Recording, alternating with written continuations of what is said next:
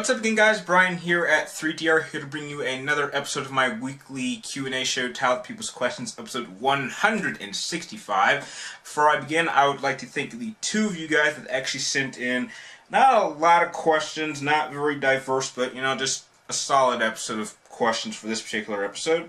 So, jumping right into them with the first, I want to say, 3 questions coming from a newbie going by the name of Boomy78. And you want to know, Brian, do I like strategy shooters like Rainbow Six or Ghost Recon?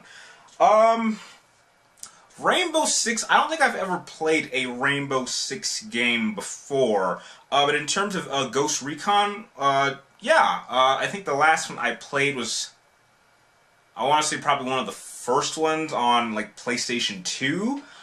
It's been a while since I've actually played a Ghost Recon game, but I do recall actually liking the game. It wasn't quite as fast-paced as games like modern-day first-person shooter games like Halo or Battlefield or Call of Duty, but, I certainly do like the strategy aspect.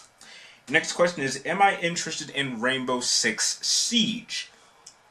That actually is a very interesting game. The idea of playing as a tactical team that either has to force their way into a position or hold a position until an opening allows you to move out with the hostage or something like that. That's certainly a very interesting concept. I'm just a little bit concerned about the teamwork aspect of it. I mean, is this a game that's better played with friends, or are the AI bots that you'll be playing with, are they helpful enough that you can play this by yourself? I don't know if any of my viewers or if anyone on my friends list is planning on getting Rainbow Six Siege, but if I can actually get a good enough party together and we can actually find a good time to actually play this game together and they would be willing to play with me throughout the entire game, then I certainly don't mind renting it from GameFly and giving it a try. And the last question is, am I also into racing games? Oh, absolutely. I love racing games. It's been a while since I've actually played a racing game that I really, really loved playing. But I'm certainly much more into older racing games, like the first 2 Need for Speed Underground games. I absolutely love those. My favorite Need for Speed was the very first Most Wanted. It's been a while since we've had a Burnout game. I think like the last Burnout game we had was Burnout Paradise, which I'm actually surprised they haven't come up with a new Burnout as of recently. I'm not so much into the racing simulator games like Gran Turismo or Project Gotham. I'm not really into those kind of games. But yeah, definitely into racing games. And the last set of questions come from a regular of mine going by the name of Nearly Jesus, which he pretty much provided the set of questions, which is the title for this episode. And you want to know, what is my favorite DLC? I don't really get too many DLCs, but if I could pick just any one that I know I did get and had some enjoyment playing, I'd have to really go back. I guess maybe the Batman Arkham City DLC where you got to play as Robin, because I found myself that although it was incredibly short and it didn't really provide much story, I did enjoy playing as Robin more than I did playing Batman in that game. I really hope they continue that in Arkham City and Arkham Knight. There was also a DLC packet with I want to say Force Unleashed 2, I think, where you actually got to play like an alternate version of the Battle of Endor, and you actually got to kill Han Solo, Chewie, and Princess Leia, who was a Jedi at the time. So I guess those are just a couple DLCs that I can name off the top of my head that I do recall buying and enjoying. Next question is, have I ever seen Firefly? Why or why not?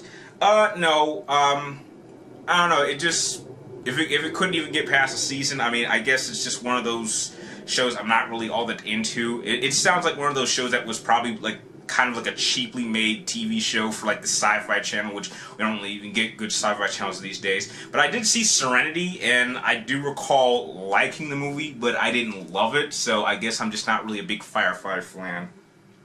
Next question is, what are my thoughts on general DLCs? There are some DLCs I think can work, but I don't think that most DLCs that came out these days is being made for the right reasons. DLCs, in my opinion, need to be made after the game is done, and the viewers want more.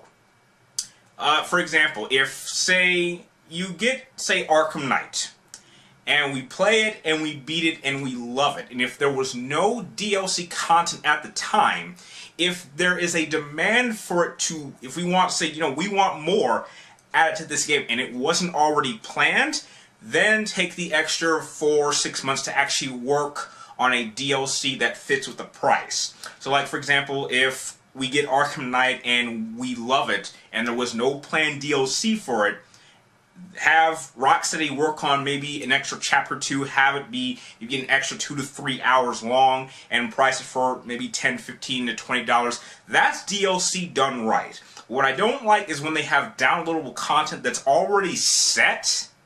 It's like it's nearly done, and they want to charge you extra after the game comes out, like maybe a month or 2 after it comes out, and they want to charge you more. And I was like, if you had all this content, why didn't you just add it with the game at release? We could have waited an extra month or 2. It's not a big deal for me. So it just depends on how the DLC should be used. There have been some DLCs that have done it right, but most DLC these days is done completely wrong.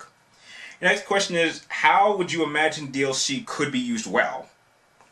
Wow, I guess I just answered your question already, so I guess we'll go on to the last question.